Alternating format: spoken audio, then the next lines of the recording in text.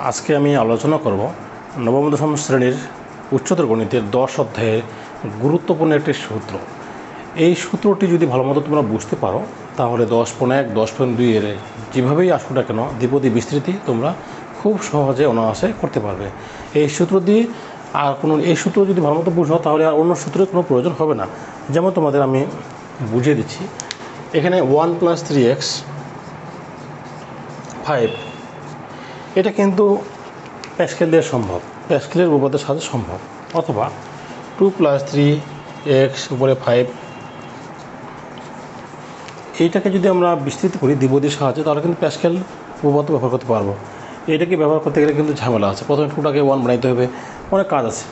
আর এই সূত্র যদি জানো তোমরা তাহলে প্যাসকেলের যে অঙ্কগুলো সেগুলো এই সূত্র দিয়ে করা যাবে। আবার প্যাসকেল এই 1 ছাড়া, মানে এক কথা আমি যেটা বলতে চাচ্ছি, যদি সামনে 1 থাকে তবে কিন্তু প্যাসকেলের সূত্র অনুযায়ী তোমরা বিস্তৃত করতে পারবে। আর যদি 2 থাকে তাহলে 2টাকে কিন্তু 1 করে নিতে হবে। আমি গত ক্লাস আলোচনা করেছিলাম। কিন্তু এই নিয়মের সাহায্যে যদি করতে চাও, এখানে 1 থাকুক 2 থাকুক যাই থাকুক না কেন, একটা সূত্র দিয়ে সমস্ত অঙ্ক তোমরা করতে পারবে। আজকে আমি এটা তোমাদের বুঝিয়ে দেবো। আমি আবারও যে কথাটা বলতে চাচ্ছিলাম সেটা আবারও বলতেছি।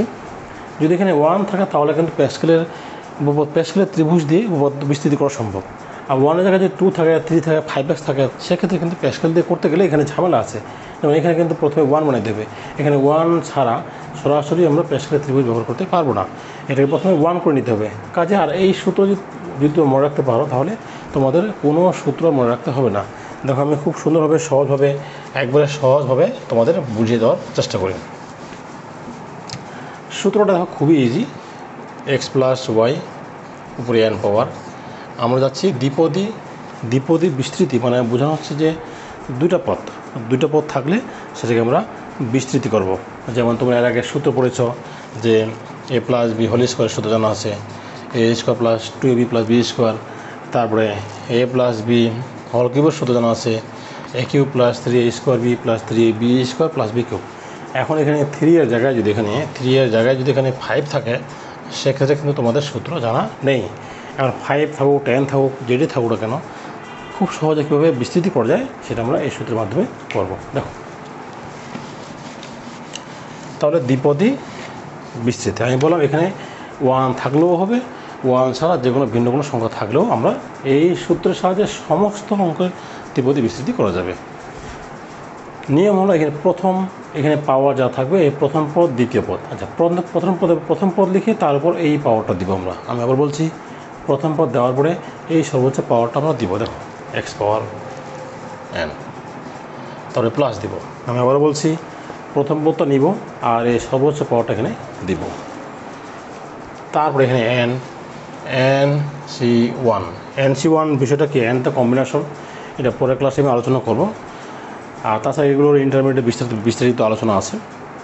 আমি এখন সূত্রটা তোমাদের বুঝিয়ে দিই। nc1 যদি এখানে 5 থাকতো 5c1 হতো, 8 থাকলে 8c1 হতো।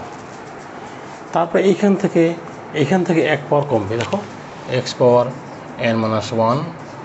আর দ্বিতীয়টা কিন্তু শুরু হবে। আমি আবার বলছি, দেখো প্রথমে যা ছিল তার উপর সর্বোচ্চ পাওয়ারটা নিব, নেওয়ার পরে এখানে যা থাকবে 5 থাকলে 5c1, nc1 এখান থেকে 1 পাওয়ার কমবে, এখান থেকে শুরু হবে।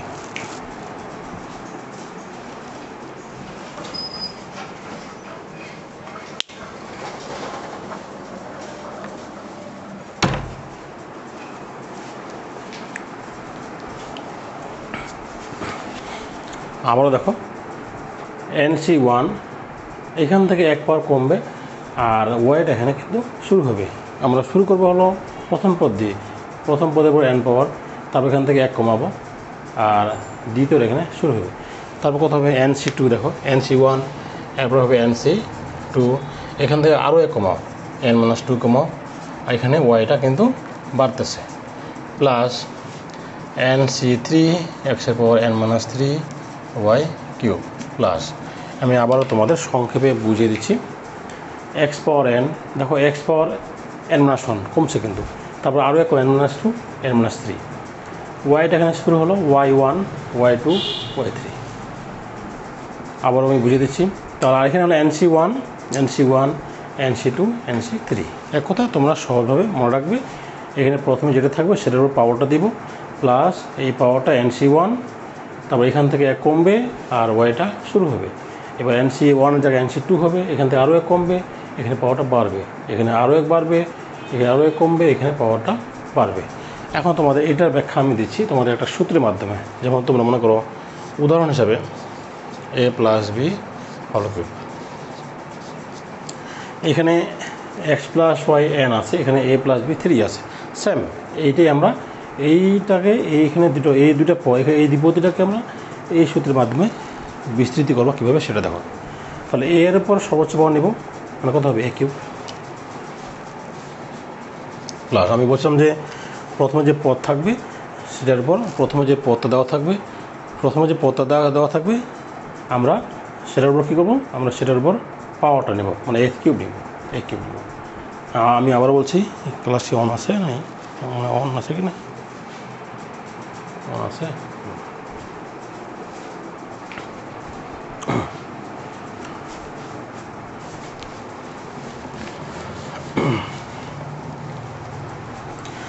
এইটা আমি একটা সুন্দর উদাহরণ দিয়ে তোমাদের ব্যাখ্যা দিয়ে বুঝিয়ে দিব। যেমন এখানে দেখো a + b হোল কিউব, আচ্ছা সেম এখানে দেখো, এখানে x এর জায়গায় আছে a, y এর জায়গায় আছে b, আর n এর জায়গায় আছে 3। নিয়মটা হলো এই প্রথম পদের উপর এই পাওয়ারটা দাও, তাহলে a কিউব হলো, প্লাস দেখো এখানে x ছিল, x এর উপর এই পাওয়ারটা হলো x পর n। তারপরে দেখো NC1, এখানে আমাদের 3 আছে, তাহলে কী হবে 3C1, এখানে পাওয়ার ছিল n, সেই জন্য NC1, এখানে পাওয়ার আছে 3, ওই জন্য কত 3C1। তারপর কী হয়েছে বলো তো, এইখান থেকে এই পাওয়ার থেকে 1 কিন্তু কমে গেছে, কারণ আমাদের এইখান থেকে এখানে 1 কমে যাবে, অর্থাৎ এ পাওয়ার কত হবে 3 - 1 হবে, আর বিটা আমাদের শুরু হবে। আমি আবার বলছি দেখো NC1, এই যে 3C1, এখান থেকে 1 কমে গেল, আমাদের এখানে a কিউব থেকে 1 কমে গেল, আর এখানে ওয়াইটা শুরু হলো, আমাদের এখানে বিটা শুরু হলো। তারপরে 3C1 এর পর কত হবে 3C2, তাহলে 3C1 এর পরে 3C2, এইখানে a এর পরে 3 - 1, এখানে আরও 1 কমবে, তাই a এর পরে 3 - কত 2 হবে, a পাওয়ার কত হবে 3 - 2 হবে।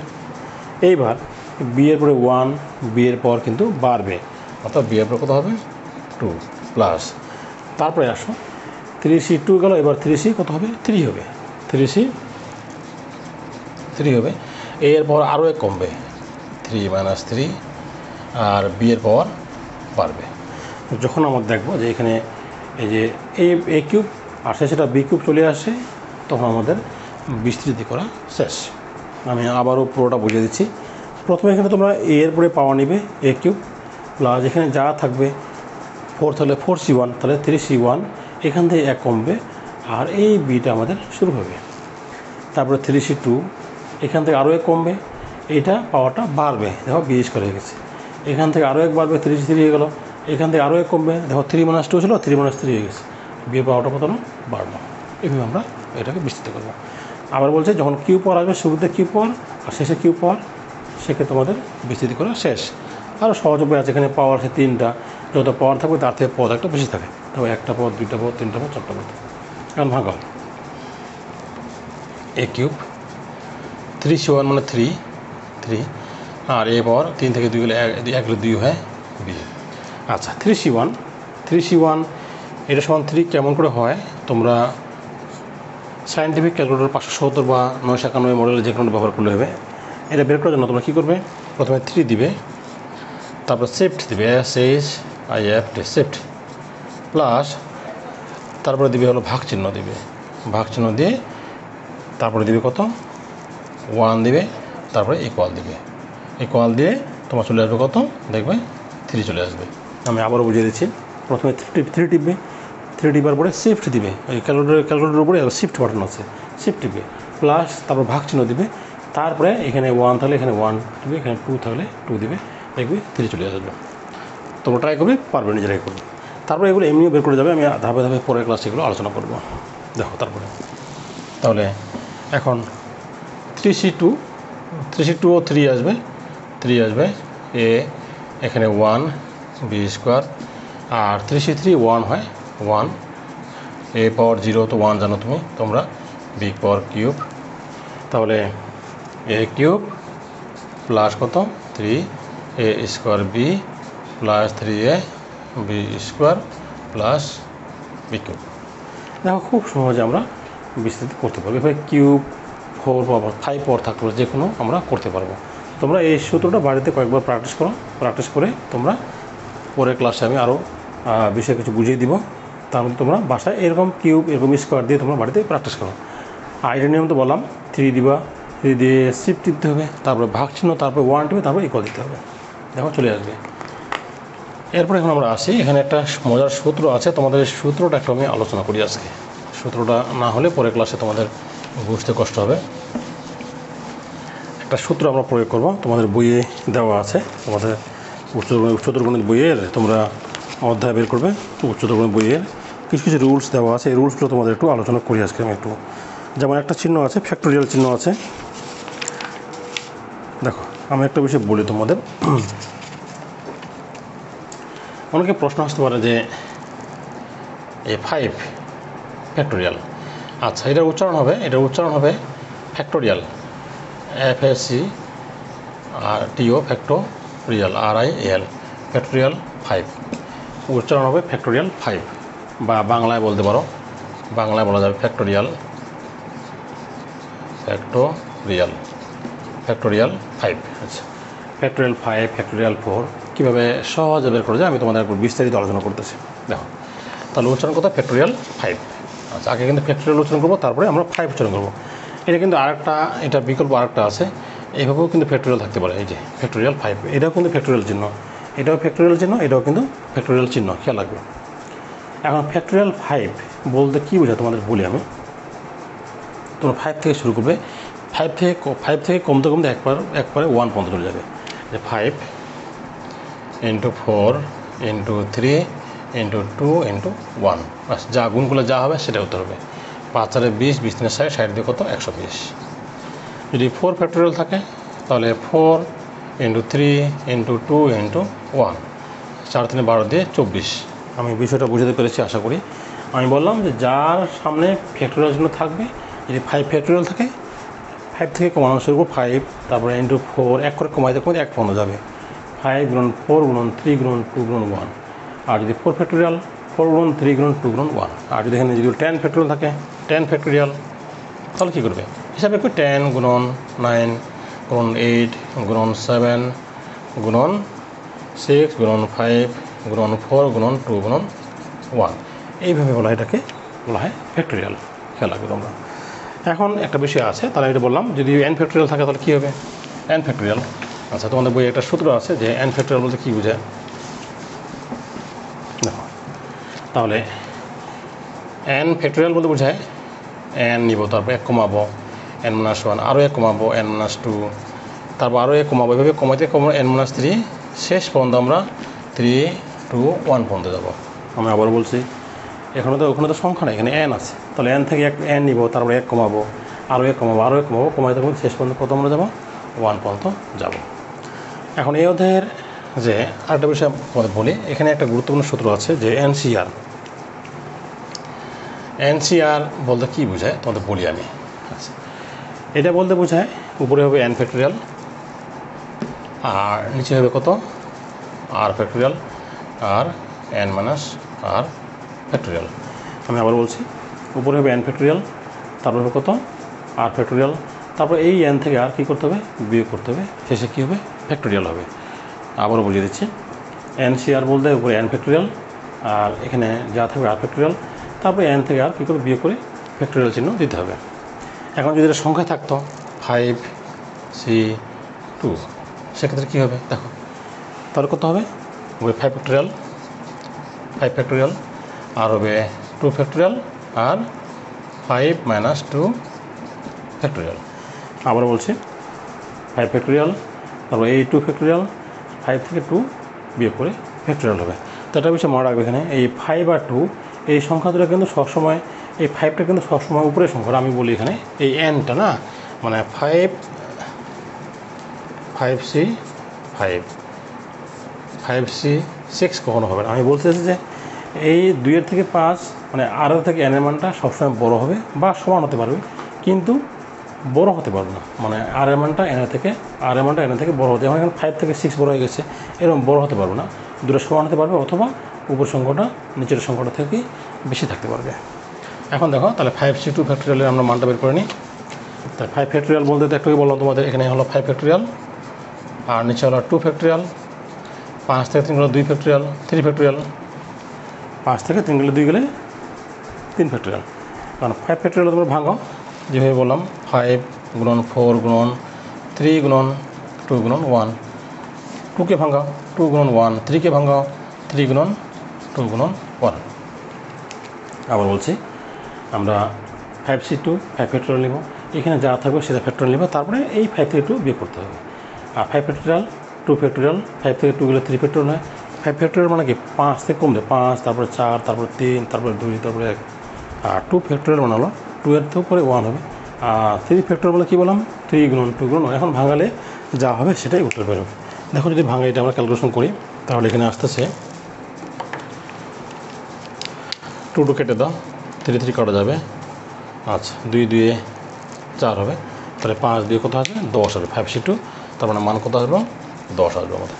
এইভাবে তোমরা ক্যালকুলেটর ছাড়াও খুব সুন্দরভাবে নিজেরাই ক্যালকুলেশন করতে পারবে। তবে আরও একটা সূত্র আছে এখানে, সেই সূত্রগুলো তোমাদের একটু আলোচনা করি।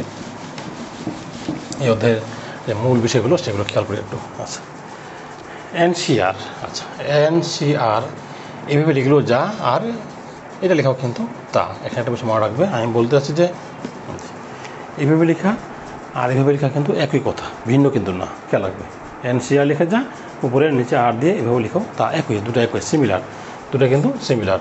এটা ক্ষেত্রেও একই সূত্র হবে, ওই এন ফ্যাক্টোরিয়াল আর ফ্যাক্টোরিয়াল আর কি এন মাইনাস আর ফ্যাক্টোরিয়াল, মানে দুটো হলো একই সূত্র দিয়ে ভরা, আলাদা কোনো, দুটো শুধু আকারটা আলাদা, কিন্তু দুটোরই সূত্র একই। তারপর কয়েকটা এখানে এমসিকিউর জন্য পরীক্ষা এসে থাকে। যেমন এখানে দেখো তোমাদের বইয়ে কিছু বেসিক কিছু বিষয় দেওয়া আছে, যে এখানে বলছে NC1 ইজ ইকুয়াল টু 1 আসবে। মানে এখানে বোঝানো হচ্ছে যে উপরে নিচে মানে 1 আসবে, তার মানে 5C5 কত আসবে 1 আসবে, মাথা রাখবে। উপরে 5 নিচে 5 1, উপরে 2 নিচে 2 1। আচ্ছা কেমন করে আসে তোমরা সেটাও বের করতে পারবে। 6 ইজ ইকুয়াল কত আসবে 1 আসবে, এই তো। তারপর আরও একটা সূত্র আছে এখানে, যেটা তোমাদের বলি আমি, যে NC0 বা এখানে NC0 এটা মান আসবে কত 1 আসবে। NC0 এর মান 1 আসবে, অর্থাৎ আমরা এইভাবে লিখতে পারি, অথবা কিন্তু NC0টাকে আমরা এইভাবে n উপরে নিচে এটা এইভাবেও লেখা যাবে 0। NC0 বা N0 কত 1 আসবে। তার মানে এখানে আমি যে একটা উদাহরণ দিয়ে বিষয় খেয়াল করি, 2 0 1 আসবে, বা 2C0 সেক্ষেত্রে কত আসবে 1 আসবে। তার মানে এগুলো সূত্র শুধু আমাদের, জাস্ট 5 থাকলে 1 হবে, এখানে 2 0 থাকলে 1 হবে, এর খেয়াল রাখবো তোমরা। তারপর এখানে আরেকটা বিষয় আছে, এখানে আছে যে